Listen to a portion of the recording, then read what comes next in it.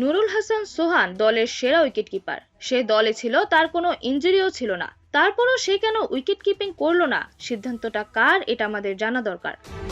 গত মাসের শুরুতে শারজায় অনুষ্ঠিত আফগানিস্তানের বিপক্ষে টি-20 সিরিজের প্রসঙ্গ টেনে এক সংবাদ মাধ্যমে কথাটা জানিয়েছেন বিসিবির এমন একজন পরিচালক।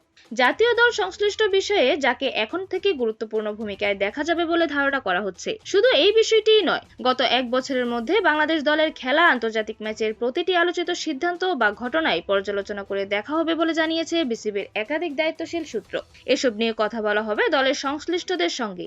আফগানিস্তানের বিপক্ষে 3টি টি-20তে দলে থেকেও নুরুলের উইকেট কিপিং করেননি কেন, সেই প্রশ্নের উত্তর অবশ্য এরই মধ্যে মিলেছে। তবে জাকেরকে দিয়ে কিপিং করানোর সিদ্ধান্তটা দলের সিনিয়র সহকারী কোচ মোহাম্মদ সালাউদ্দিনের বলে অভিযোগের যে তীর, সেটি ছোড়া হচ্ছে ভুল লক্ষ্যের দিকে। সিদ্ধান্তটা আসলে ছিল লিটন দাস চোটের পড়ায় টি-20 সিরিজের ভারপ্রাপ্ত অধিনায়কের দায়িত্ব পাওয়া জাকেরের নিজেরই।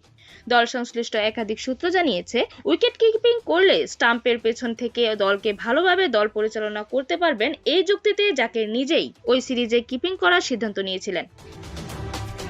সালাউদ্দিন বরং তাতে ভেটো দিয়ে নুরুলের কিপিং করা উচিত বলে মত দিয়েছিলেন বলে জানিয়েছে সূত্র। জাকের তাতে রাজি না হলে প্রধান কোচ ফিল সিমন্সকে সালাউদ্দিন অনুরোধ করেছিলেন জাকেরের সিদ্ধান্ত বদলাতে, কিন্তু এসব ক্ষেত্রে অধিনায়কের সিদ্ধান্ত হস্তক্ষেপ না করার নীতিতে বিশ্বাসী সিমন্স সে চেষ্টাই করেননি।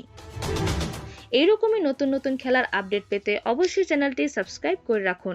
ধন্যবাদ। প্লেবাজ নিউজ।